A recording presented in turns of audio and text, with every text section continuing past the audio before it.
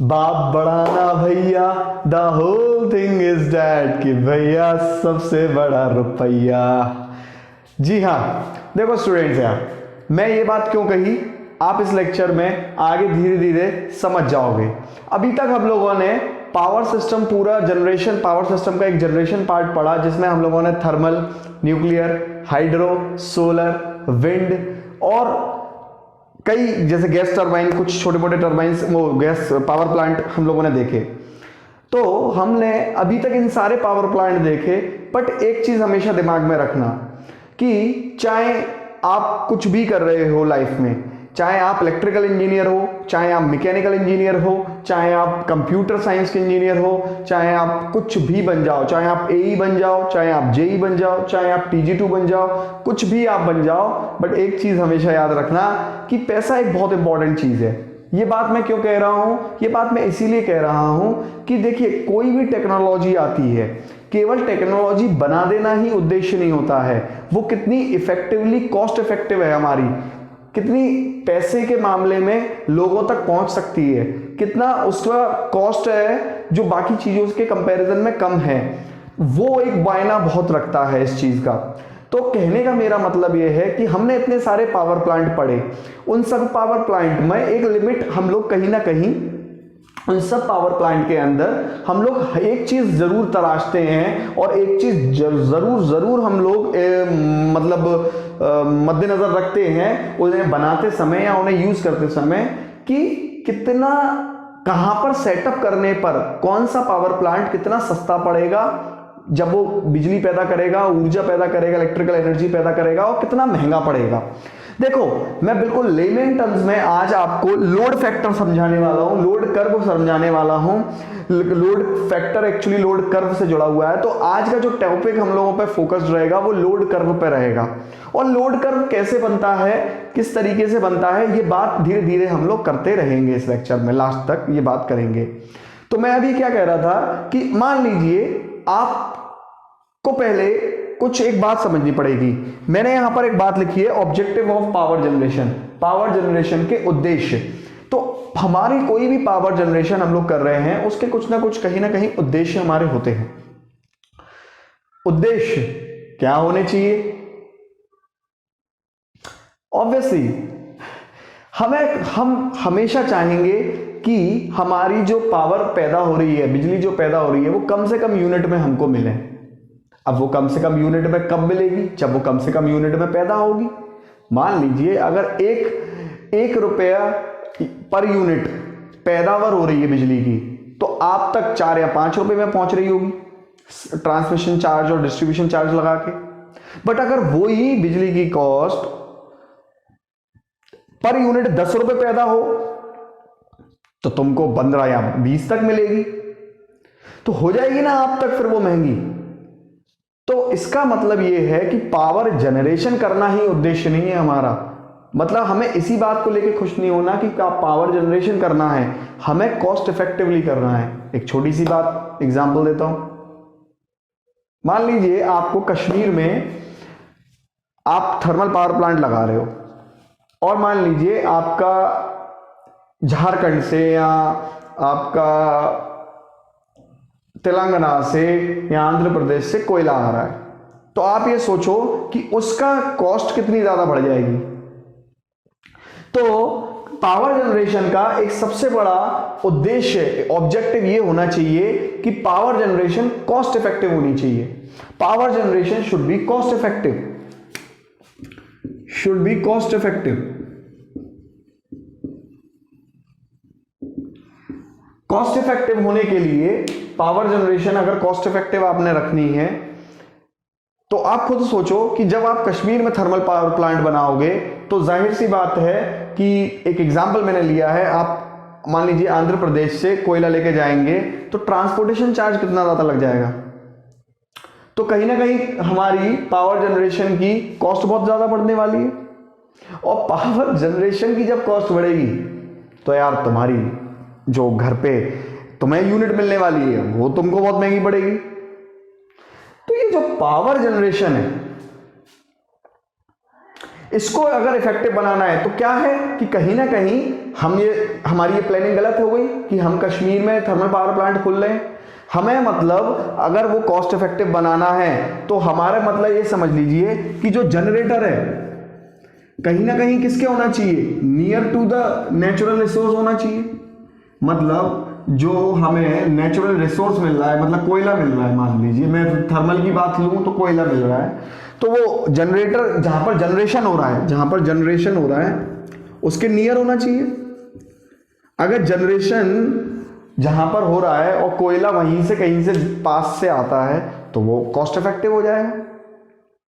तो इसका मतलब कहीं ना कहीं कश्मीर में अगर हम थर्मल पावर प्लांट बना रहे हैं तो वो हमें महंगा पड़ने वाला है। पर अगर वही कश्मीर की घाटियों में कहीं हमने हाइड्रो पावर प्लांट खोला, क्योंकि वहां पर घाटियां इतनी हैं या मतलब पहाड़ इतने हैं, तो हम वहां पर हाइड्रो पावर प्लांट खोलें और पानी गिराएं तो वो हमें वहां सस्ता पड़ जाएगा। बट अगर हम मान लीजिए इस तरीके से, मान लो आगरा में हाइड्रो पावर प्लांट खोलें, या मान लो हम ऐसी जगह पे खोले जहां नदी का नामो निशान नहीं, पानी ऊपर से ऊंचाई से नहीं गिरता, पहाड़ नहीं है, तो वो क्या होगा, वहां पे क्या पहाड़ बनाओगे, और बनाओगे तो फिर वो पैसा कितना खर्च होगा, तो वहां आपकी जनरेशन महंगी पड़ जाएगी। तो कहीं ना कहीं the whole thing is that कि भैया सबसे बड़ा रुपया। तो बात वहीं आ जाती है कि हमारा जनरेशन कॉस्ट इफेक्टिव होना चाहिए, ऐसा होना चाहिए हमारा उसका ऑब्जेक्टिव।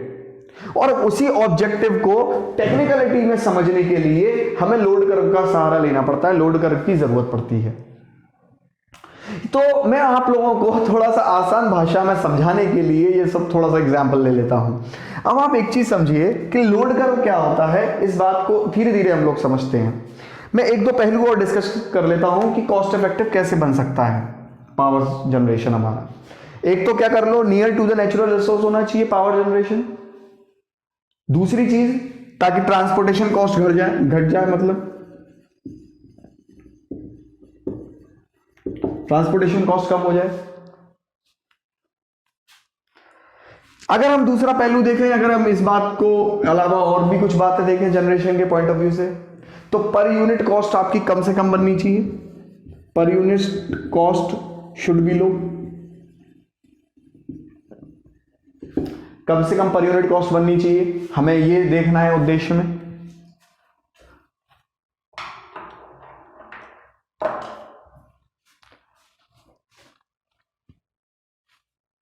अगर हम एक बात और कर लें तो कहीं ना कहीं जनरेटर हमारा जहां पर लोड, कोशिश मैं ये कह रहा हूं, हमें कोशिश क्या करनी चाहिए कि जहां जनरेशन हो रहा है और ये ट्रांसमिशन लाइन लोड तक पहुंच रही है, ट्रांसमिशन लाइन के द्वारा लोड तक पहुंच रही है इलेक्ट्रिसिटी, अगर load near to the generation हो, पॉसिबल जितना नियर हो, जितना ज्यादा नियर हो, मतलब आप खुद सोचो अगर मैं कश्मीर में जनरेशन कर रहा हूं और उसी को केरला भेजूंगा तो बहुत ज्यादा लॉसेस हो जाएंगे बीच में।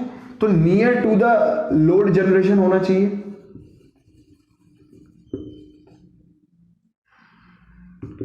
इफ पॉसिबल कम से कम, मतलब कम से कम दूरी हो, तो उससे क्या होगा, कहीं ना कहीं लॉसेस हम लोगों के घट जाएंगे, लॉसेस कम होने लग जाएंगे। तो ये कहीं ना कहीं हमारा उद्देश्य होना चाहिए, हमारा ऑब्जेक्टिव होना चाहिए।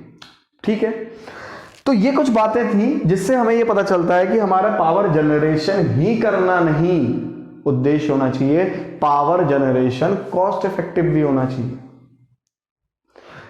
इसी पावर जनरेशन के पैटर्न को अगर लोड कर्व से समझें तो ये बहुत ज्यादा मददगार हमें साबित होता है। लोड कर्व को मैं आपको बताता हूं, पहले आप इतना नोट डाउन कर लो।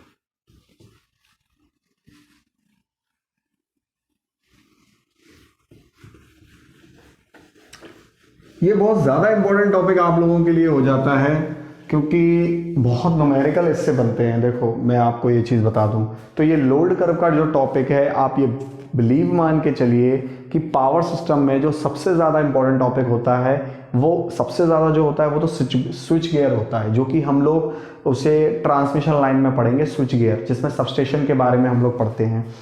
और अगर उसके बाद कोई इंपॉर्टेंट टॉपिक होता है तो वो ये होता है, आप बिलीव करिए, TG2 वाले हों या फिर JEE वाले हों, लोड कर्व से कुछ अनुपात होते हैं, कुछ रेशो होते हैं, जैसे लोड फैक्टर, डाइवर्सिटी फैक्टर। नहीं मालूम, मैं बताऊंगा करके आपको, अच्छे से मैं आपको समझाऊंगा। बहुत इनफैक्ट पता है मज़ेदार और है, आप डेली लाइफ से जब उसको सच में आप जब रिलेट करोगे ना, तो आप लोगों के लिए एकदम मज़ेदार वाली फीलिंग आने लगेगी यार। अच्छा सोचो, आप ये देखो कि हम लोग जो पढ़ेंगे ना, तो आपको ये लगेगा कि यार बताओ, इतना डेली लाइफ में जो आपके घर में बिल आता है उस तक पे लोड फैक्टर वगैरह चीज़ें लिखी रहती हैं, बट हमने शायद इग्नोर कर दी होती हैं। आपके घर पे जो बिल आता है इलेक्ट्रिसिटी, वहाँ पर भी लोड फैक्टर लिखा रहता है। तो लोड कर्व से ही आगे जुड़ा हुआ है लोड फैक्टर, वो हम धीरे धीरे करेंगे। बट मैं आपको एक बात बता रहा हूँ, एक बीइंग एन इलेक्ट्रिकल इंजीनियर कितनी इंपॉर्टेंट चीज़ें हो जाती हैं ये डेली लाइफ के लिए भी, और पेपर पॉइंट ऑफ व्यू के लिए तो इंपॉर्टेंट है यही। तो समझना, बस आपने क्या करना है, मस्ती से सीखना है, एक एक बात फॉलो करनी है, फिर तो क्या ये चीज़ें आ ही जानी है। बाकी तो मैं हुई यार, है कि नहीं। तो देखो लोड कर्व किस तरीके से है, जेफ समझते हैं किस तरीके से बनता है। नाम से ही पता चल रहा है कि ये कोई एक कर्व होने वाला है। किस चीज़ का कर्व होने वाला है और किस चीज़ में मदद करता है? ये मदद करता है सबसे पहली चीज़ तो हमें इकोनॉमी समझने में, मतलब इकोनॉमिक समझने में, पावर जनरेशन की, कि किस तरीके से इकोनॉमिक हम लोगों को, मतलब पैसे के मामले में कैसे जनरेशन करनी चाहिए, कैसे नहीं करनी चाहिए, जिससे वो सस्ती पड़े। और दूसरी चीज़, कर्व नाम से पता चल रहा है, तो ये जाहिर सी बात है कि ये पावर का लोड मतलब कहीं ना कहीं पावर हो गई। तो ये कर्व, अगर मैं इसकी डेफिनेशन यहीं से बनाऊं तो आप समझिए, देखिए लोड हमेशा कहीं ना कहीं लोड किसमें होता है, हमारा वॉट में होता है। तो वही हम लोग वॉट का कहीं ना कहीं कर्व बना रहे हैं। तो it is basically it is a power curve. और जाहिर सी बात है पावर कर्व वो भी कैसा, लोड डिमांड का, क्योंकि नाम से पता चल रहा है लोड की बात कर रहा है विद रिस्पेक्ट टू टाइम, समय के अनुपात में जो कर्व बनना है पावर का, वो होता है लोड कर्व। बात करते हैं, एक एग्जांपल मैं ले लेता हूं। मान लीजिए मैंने एक्स एक्सिस पे ले लिया टाइम।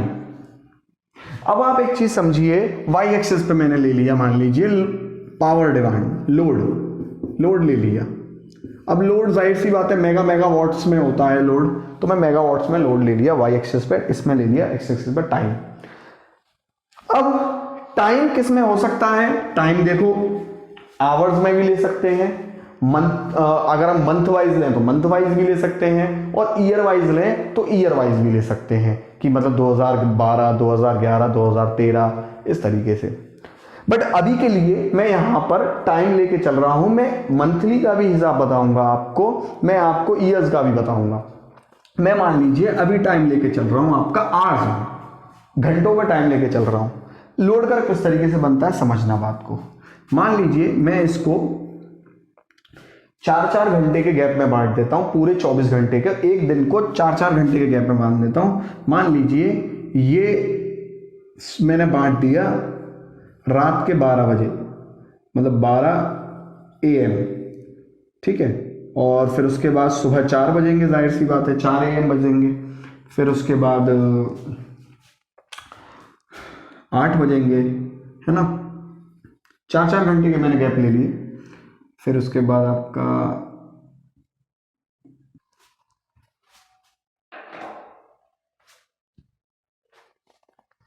अब देखिए मैंने इसमें 4-4 घंटे के गैप में सुबह 12 से ले लिया, मॉर्निंग 12 से ले लिया, जो होती है यहाँ कह लो आप, कुछ लोग नाइट कहेंगे, जो भी है AM से मैंने ले लिया। फिर सुबह 4 बजे, फिर 8, फिर दिन के 12, फिर शाम 4, 8 शाम के, और फिर रात के, फिर वही रात कह लो, और ये हो गया मिडनाइट, नून। ये नून के 12 है, मतलब है ना, दिन के। अब आप एक चीज़ देखिए, मैं इसके लोड कर्व बना रहा हूँ। लोड कर्व किस तरीके से बनता है वो देखिएगा। मान लीजिए ये 12 AM है, आप एक बात बताइए, रात में तो सबके लोड हट जाते हैं, सब सो रहे होते हैं, बत्तियां बुझ जाती हैं। तो क्या होता है 12 AM की अगर हम लोग बात करें तो 12 AM पे क्या ही लोड होगा। मान लीजिए मैं इसको किसी सिटी का मान लीजिए मैं मान लेता हूँ कि केवल जो AC चल रहे होंगे, या एग्जांपल मैं ले लेता हूँ हाईएस्ट, मतलब मैं ये मान लेता हूँ कि कोई सिटी का 50 मेगावाट है, तो कहीं ना कहीं रात में आई थिंक 10 मेगावाट ही रहेगा खाली। ठीक है, मैं मान के चल लेता हूँ। सुबह भी लगभग इतना ही बैठेगा, अगर थोड़ा सा बढ़ा लो तो बढ़ा लो। कुछ लोग सुबह जग जाते हैं 4 बजे तक, ठीक है, मान लो तब तक मान लो 15 हो जाता है, मंदिर वगैरह खुल जाते हैं, मस्जिद वगैरह खुल जाती हैं, या आप मान लो कि कुछ काम होने लगते हैं। कुछ फार्मर्स क्या कहते हैं, खेती जब करते हैं तो एग्रीकल्चर में पानी देने जाते हैं सुबह, तो मान लो आपके 20 हो गया, चलिए 20 मान लेते हैं, ठीक है, तो 20 आपका लोड बढ़ गया। अब मान लीजिए यहाँ मैं 30 मान लेता हूँ, थोड़ा सा मेरे यहाँ लिख देता हूँ ना अच्छे से, या 40 मान लेता हूँ मेगावाट, या 50 मान लेता हूँ। सुबह 8 बज गए, देखो 6 बजे तक तो सब लोग जग जाते हैं, 6 बजे तक सब लोग जग जाते हैं, मतलब एटलीस्ट स्कूल जाने वाले लोगों को काफ़ी लोग जग जाते हैं। तो मान लीजिए आपका 25 वाट तक हो गया, तो इस तरीके से बढ़ता चला जाएगा। 12 मान लीजिए 12 बजे, देखिए अब 8 बजे से तो मतलब 10 बजे से तो कहीं ना कहीं ऑफिस खुलने शुरू हो जाते हैं। अब आप ये समझ लीजिए 12 बजे तक तो सारे ऑफिस हॉस्पिटल सब खुले होते हैं। इनफैक्ट रात में तो फिर भी बस हॉस्पिटल्स ही खुले रहते हैं। 12 बजे तो ऑफिस, हॉस्पिटल, इंडस्ट्री सब खुलने लग जाती हैं। कहीं ना कहीं आपका 12 बजे लोड 50 तक मान लीजिए, और 12 से कहीं ना कहीं यहाँ अगर मैं बात करूँ, यहाँ कहीं 6 PM रहा होगा, शाम 6 तक तो ऑफिस खुले रहते हैं, इंडस्ट्रीज खुली रहती हैं, तो यहाँ पर तो लोड बढ़ के बिल्कुल जा सकता है, लोड बढ़ के 50 से भी ऊपर चला जाएगा। जो अमूमन डिमांड है वहाँ से भी ऊपर चला जाएगा। ये मान लीजिए 6 बजे मैंने इस पर मान लिया कि कुछ 70 मेगावाट तक हो जाता है, ठीक है। अब आप एक चीज़ समझना, ये अभी मैं इसकी भी कहानी बताता हूँ कि किस तरीके से 50 और 70 मैंने अलग क्यों करा है, ठीक है। बहुत इंटरेस्टिंग टॉपिक है ये यार। 8 बजे, अब क्योंकि खुद सोचिए 6 बजे के बाद थोड़ा सा गिरने लगता है, मतलब ऑफिस बंद होने लगते हैं, सब लोग अपने घर पे जा रहे होते हैं, ऑफिस और इंडस्ट्रीज बंद होने लगती हैं, तो 8 बजे कहीं ना कहीं लोड गिर जाएगा। तो मैं मान लेता हूँ कुछ गिर गया, ये इस तरीके से मान लीजिए कहीं इस तरीके से हो गया, और फिर वही 8 से 12 तक तो धीरे धीरे एक्टिविटीज़ होती है। तो वो धीरे धीरे मान लीजिए आप कोई टीवी देख रहा है 10 बजे तक सो रहा है, कोई 10 बजे सो रहा है, कोई 11 बजे सो रहा है, तो धीरे धीरे मान लीजिए लोड गिरता रहेगा, मतलब मान लीजिए कुछ इस तरीके से लोड आ जाएगा, और फिर वो 12 बजे से वही कहानी धीरे धीरे करके शुरू हो जाएगी। अब अगर देखिए इसको हम जोड़ दें,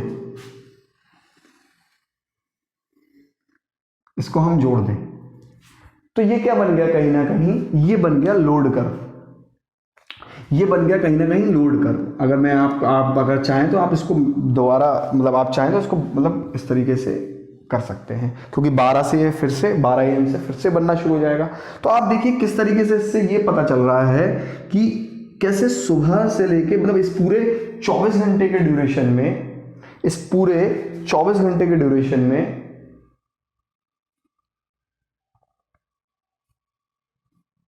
क्या हो गया, इस पूरे 24 घंटे के ड्यूरेशन में हम लोगों ने पूरा अपना कर्व बना लिया कि किस तरीके से लोड का कर्व होता है।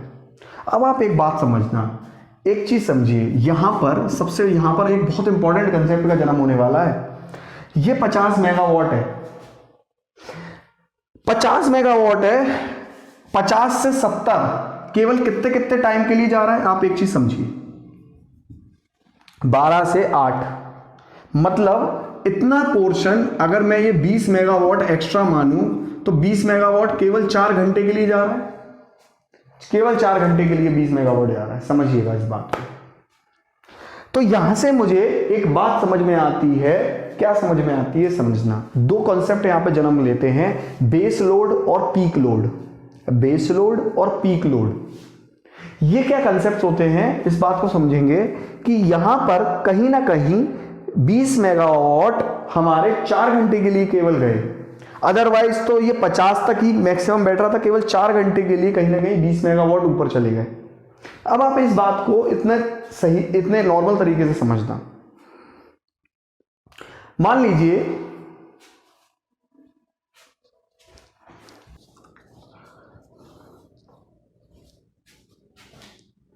बेस लोड और पीक लोड को समझने के लिए समझाने के लिए मैं एक एग्जांपल आप लोगों को दे रहा हूं, समझिएगा। मान लीजिए मैं कोचिंग चला रहा हूं, ठीक है, और मेरे 5 बैच लगते हैं, एग्जांपल मैं दे रहा हूं, समझिएगा क्वेश्चन, समझिएगा। 5 मान लीजिए मैं बैच ले रहा हूं, मेरे 5 बैच में मान लीजिए हर बैच में 5 बैच अगर मैं ले रहा हूं तो मान लीजिए मेरे 4 बैच में जो है 50-50 बच्चे मान लीजिए, और अगर मेरा एक बैच है वो जो, अब मान लीजिए मेरा जो एक बैच है वो स्पेशल बैच बन गया, मतलब 5 में से एक बैच स्पेशल बन गया, उसमें 100 बच्चे हो गए। तो आप मेरे को एक चीज बताइए, एक नॉर्मल बिजनेस का दिमाग, एक नॉर्मल प्रॉफिट एंड लॉस का दिमाग क्या कहेगा? क्या मैं 1 घंटे के लिए 100 बच्चों को पढ़ाने के लिए एक बैच में बस खाली 100 बच्चे हैं, तो क्या मैं 100 बच्चों की जगह लेना मेरे को उचित रहेगा? क्योंकि मुझे 100 बच्चों की अगर मैं जगह लूंगा तो मुझे उसका रेंट देना पड़ेगा। या मैं 100 बच्चों के लिए एक बैच में 100 बच्चे हैं बस, उसके लिए मैं मान लीजिए पूरा जगह खरीद लूंगा? नहीं, ऑब्वियसली नहीं।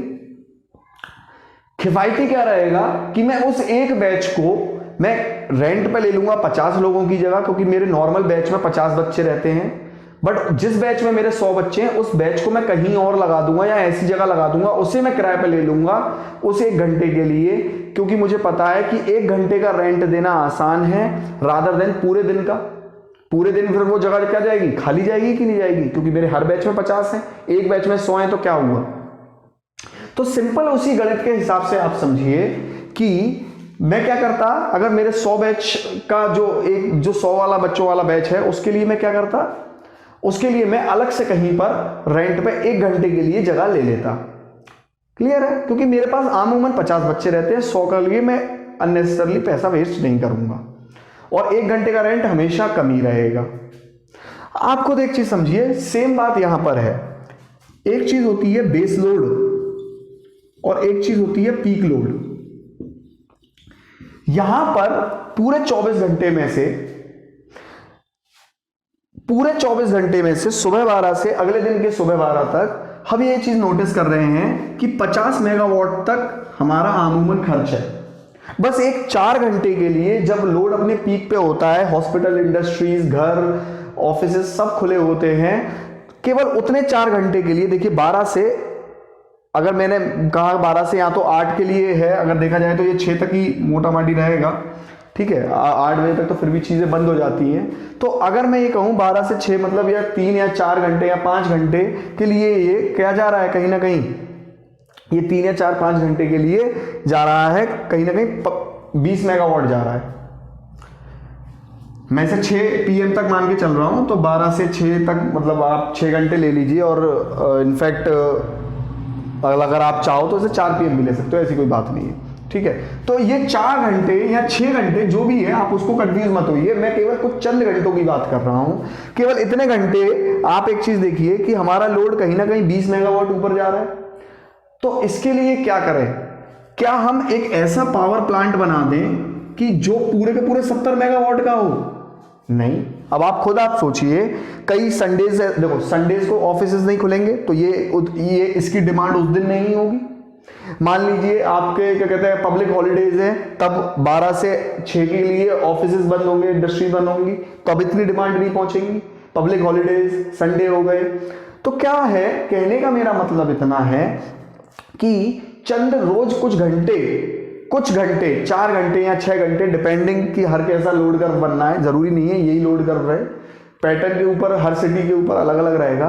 तो कुछ चंद घंटों के लिए 50 से ऊपर जा रहा है, तो क्या हम अपना जो पावर प्लांट है, मान लीजिए कि कहीं पर थर्मल पावर प्लांट सेटअप है, अब थर्मल पावर प्लांट मान लीजिए 50 मेगावाट का है, हमें मालूम है कि वो 50 मेगावाट इनफ है इसको प्रोवाइड कराने के लिए। किसको? इसको प्रोवाइड कराने के लिए, मतलब इस सिटी को, अगर मैं मान लीजिए ये 24 घंटे का लोड आगरा का बना रहा हूं, मान लीजिए मैं 24 घंटे का लोड आगरा का बना रहा हूं और आगरा में मैंने थर्मल पावर प्लांट से सप्लाई आ रही है, वो 50 मेगावाट का है, तो मैं क्या करूंगा? क्या मैं इसको 70 कर दूंगा? नहीं, 70 करने की जरूरत क्या है? बिल्कुल जरूरत नहीं है, क्योंकि अगर आप इसे 70 करोगे तो इसके पूरे पार्ट्स बदल जाएंगे, बॉयलर बड़ा करना पड़ेगा, इकोनोमाइजर, हीट प्री हीटर, इनकी रेटिंग बढ़ानी पड़ेगी, कंडेंसर की रेटिंग बढ़ानी पड़ेगी, जगह हो सकता है हमें ज्यादा करनी पड़े, कोयला हमें ज्यादा चाहिए, चलो कोयला आ भी जाएगा, बट इतना पूरा थर्मल पावर प्लांट को बढ़ा देना वो अपने आप में कितना खर्चा हो जाएगा।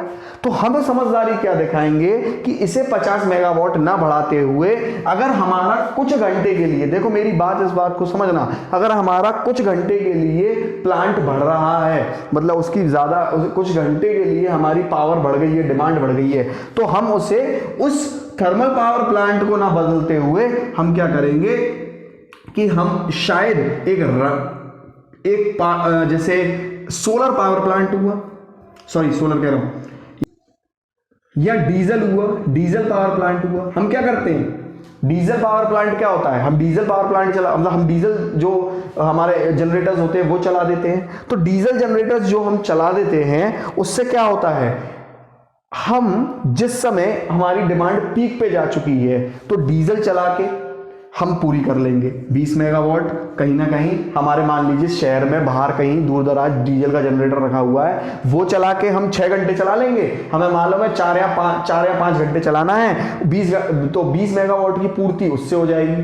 तो हम अलग से पूरा नहीं, पावर प्लांट नहीं बढ़ाना चाहेंगे। तो बात समझना, यहां पर बेस लोड क्या हुआ, यहां पर बेस लोड हुआ वो लोड, वो वाला बेस लोड जो एक्चुअल में नॉर्मल डेज में, नॉर्मल टाइम में रहता है। तो 50 मेगावाट यहां पर मोटा माटी, आप देखो ज्यादा से ज्यादा लोड 50 मेगावाट से ही नीचे है, तो हम बेस लोड कितना मानेंगे यहां पे 50 मेगावाट। और पीक पे जो पहुंचा, मतलब पीक पे जो पहुंचा, जो ऊपर बढ़ के पहुंचा, वो कितना मानेंगे हम 20 मेगावाट। तो यहां मतलब पीक लोड कितना है 20 और बेस लोड कितना है 50 मेगावाट। यहां से पेपर में क्वेश्चन क्या बनते हैं उस पॉइंट ऑफ व्यू से समझो, TG2 और JEE दोनों के लिए ये बात इंपॉर्टेंट है। कभी कभी वो पूछ लेता है, जो पावर प्लांट बेस लोड को सप्लाई करते हैं उन्हें बेस लोड पावर प्लांट कहते हैं, मतलब power plant which supplies power to base load।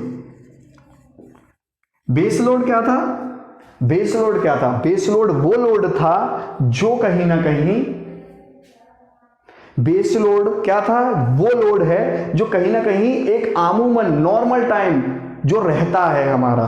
तो बेस लोड हमारा, यहां बेस लोड को सप्लाई करने के लिए जो पावर प्लांट इस्तेमाल होगा उसको हम क्या कहेंगे, बेस लोड पावर प्लांट। और ऐसे ही हम पीक लोड पावर प्लांट किसे कहेंगे, जो पीक लोड को सप्लाई करे। अब आप खुद एक चीज सोचिए, पेपर में क्या पूछता है वो बात को समझना। वो पेपर में पूछता है कि ऐसे कौन से पावर प्लांट है जो बेस लोड को सप्लाई कर रहे हैं और ऐसे कौन से पावर प्लांट है जो पीक लोड को सप्लाई कर रहे हैं। तो बेस लोड को जो पावर प्लांट सप्लाई कर रहे हैं और पीक लोड को पावर प्लांट जो सप्लाई कर रहे हैं उसकी लिस्ट आप देख लीजिए।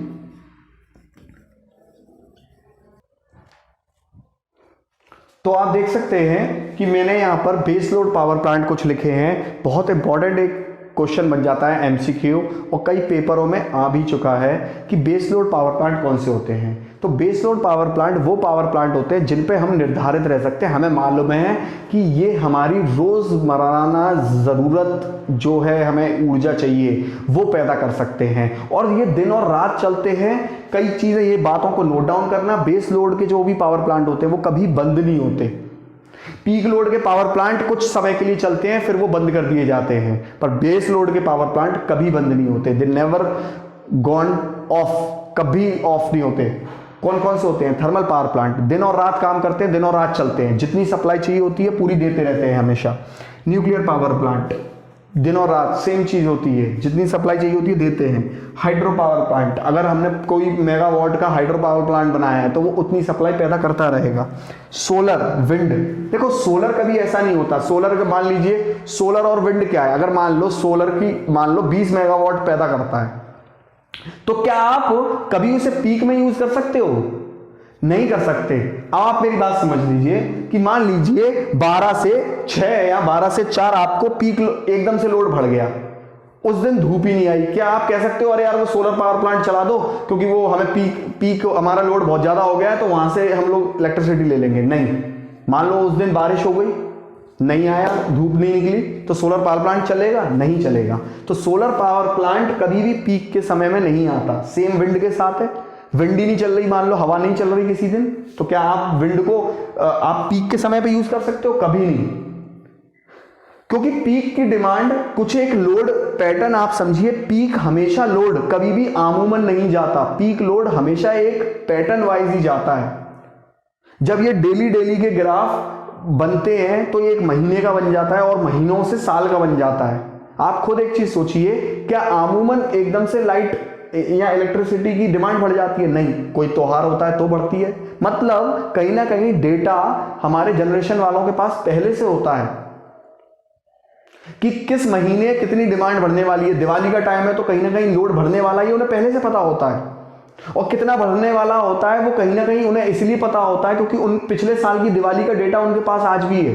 अब आप खुद सोचो 2019 में जो दिवाली रही होगी, मान लो उसमें एक एग्जांपल दे रहा हूं, अगर मान लो 2019 की दिवाली में 100 मेगावाट लोड खर्च हुआ तो 2020 की में 2000 मेगावाट तो खर्च नहीं होगा, एकदम से इतना भी नहीं बढ़ जाएगा। ऊपर 10 20 25 50 ऊपर नीचे होगा मेगावाट ऊपर, पर एकदम से इतना नहीं हो जाएगा। तो कहने का मेरा मतलब इतना है कि जनरेशन पावर प्लांट वालों को इस बात की पूरी भनक होती है, पूरी चीज पता होती है कि हमें कौन सा कितना पीक जाने वाला है, मोटा माटी कितना पीक जाने वाला है। तो ये सारे पावर प्लांट होते हैं हमारे बेस लोड के। अब पीक लोड पावर प्लांट देखिए, peak load power plant of हो जाते हैं। ये पावर प्लांट हमेशा नहीं चलाए जाते, ये बात नोट डाउन कर लेना। Pumped storage power plant, pumped storage power plant एक तरीके का हाइड्रो पावर प्लांट था, मैंने आपको बताया था, जिसमें क्या होती है, हमारी जो टरबाइन है वहां मोटर की तरह काम करती है और नीचे से पानी ऊपर ले जाती है रात में, और जब जरूरत होती है तो दिन में चला देंगे कुछ घंटों के लिए। अब वो कितने घंटे के लिए, देखो ये सारी बातें मैंने पंप्ड स्टोरेज पावर प्लांट में बताई थी आपको। बहुत इंपॉर्टेंट क्वेश्चन बनता है कि pumped storage power plant base load power plant है या पीक लोड। तो बेस लोड पावर प्लांट नहीं है, ये पीक लोड पावर प्लांट है। मतलब जब एकदम से पीक पे जरूरत पड़ेगी तो हम इसे चला देंगे। डीजल पावर प्लांट, आप खुद सोचिए, डीजल से चलने वाला पावर प्लांट केवल कुछ समय के लिए चलाएंगे, पूरे दिन भर तो नहीं चलेगा, केवल हमें मालूम है जब जरूरत होगी तब चलेगा। ये ऑप्शन यहां आपको कंफ्यूज करेगा, समझना। हाइड्रो पावर प्लांट, ये हाइड्रो पावर प्लांट आप कहेंगे कि सर आप यहां पर भी लिखे हो यहां भी लिखे हो, ऑप्शन में पेपर में सुनना किस तरीके से कैसे चीजें लगानी है। ये हाइड्रो पावर प्लांट मैंने तब लिखा है जब पानी कम हो मात्रा में, when water is less in quantity, और ये वो हाइड्रो पावर प्लांट है जहां वाटर ज्यादा हो। देखो पेपर में किस तरीके से लगाना है बात समझना। अगर आपको पेपर में दिया हुआ है, पूछा हुआ है question, base load power plant कौन से हैं, which of these following are base load power plant, और मान लो पहला दूसरा तीसरा ऑप्शन दिया है आपको और चौथा ऑप्शन दिया है पंप्ड स्टोरेज, ठीक है, समझना सब। मैं थोड़ा सा गलत बोल गया, क्वेश्चन समझना। कौन से पीक लोड पावर प्लांट है, कौन सा पीक लोड पावर प्लांट है, क्वेश्चन मैंने थोड़ा बदला है, समझिए। और मान लीजिए आपको यहां पर ऑप्शन दिया हुआ है 1 2 3 और चौथा ऑप्शन दिया है पंप्ड स्टोरेज। तो कौन सा पीक लोड पावर प्लांट है, बड़ा इजी है, पंप्ड स्टोरेज, आप टिक लगा देंगे। अब समझिएगा, आपसे पूछा जाए कि कौन सा बेस लोड पावर प्लांट है, अब आपको ऑप्शन दिए गए हैं ये 1 2 3 और चौथा ऑप्शन दे दिया है, मान लीजिए आपको 1 2 3, और कौन सा बेस लोड पावर प्लांट है अगर आपसे पूछा है तो चौथा ऑप्शन मान लीजिए आपको दे दिया है नन। तो देखो इनमें से अगर पंप्ड स्टोरेज तो पीक है, डीजल भी पीक है, नन हो नहीं सकता, पर हाइड्रो को हम लगा सकते हैं।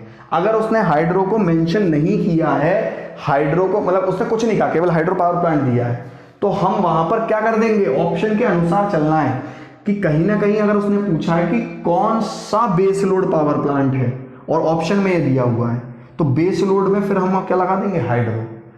और सेम चीज ऐसे ही, मतलब मेरा कहने का सीधा सीधा सा मतलब इतना है कि बेस लोड में अगर आपको लगता है कि ज्यादा यहाँ पर बेस लोड का दे रखा है तो हाइड्रो पीक में आ जाएगा, और पीक में दे रखा है तो बेस में आ जाएगा। मैं इसका क्वेश्चन एक करवा देता हूं तो आप लोग कंफ्यूज नहीं होंगे।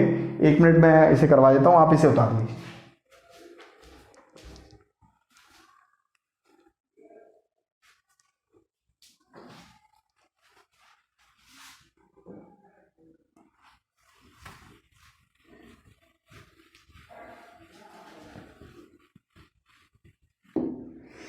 देखिए मैंने यहाँ पर आपको क्वेश्चन लिख दिया है, identify base load power plant. Option में पम्प्ड स्टोरेज दे रखा है, पम्प्ड स्टोरेज तो पीक है, पीक पावर प्लांट है, पीक पावर प्लांट मैंने लिखा है। डीजल भी पीक पावर प्लांट है। हाइड्रो, अब आप कहेंगे हाइड्रो सर पीक भी हो सकता है और बेस भी हो सकता है, क्या ऑल राइट आंसर है? नहीं, सारे तो बेस नहीं है, तो ये ऑप्शन तो गलत हो जाएगा। इसका मतलब हम हाइड्रो पे चले जाएंगे। इस तरीके से आपको देखना है। एक्चुअली क्या होता है, जो हाइड्रो पावर प्लांट होते हैं जिनमें पानी कम होता है, मतलब बहुत ज़्यादा डिपेंडेंट नहीं, हम उनसे मतलब पम्प्ड स्टोरेज की तरह इस्तेमाल करते हैं, इसीलिए वो पीक पावर प्लांट के ऑप्शन में आ जाते हैं। ये गलती मत करना, मेरी इस बात को नज़रअंदाज बिल्कुल मत कर रहे हैं, ये पेपर में आया हुआ है। तो हाइड्रो पावर प्लांट एक ऐसा है जो अगर पानी कम हो तो वो पीक में यूज हो जाता है पम्प्ड स्टोरेज की तरह। समझ रहे हैं इस बात को? अब मैं अगले लेक्चर में आपको बताऊंगा लोड कर्व से जुड़े हुए आगे आने वाले क्वेश्चंस, किस तरीके से लोड कर्व से, लोड फैक्टर से और कई अनुपात होते हैं उससे किस तरीके से क्वेश्चंस आते हैं। और मैं आपको फिर जब इनके न्यूमेरिकल भी करवाऊंगा पेपर में आए हुए, तो आप समझेंगे कि इसकी इंपॉर्टेंस कितनी ज़्यादा है। थैंक यू, लेक्चर यहीं ख़त्म करता हूँ। शेयर और सब्सक्राइब की कहूँगा क्योंकि वो मुझे मोटिवेट करता है। मिलते हैं, हैव अ नाइस डे।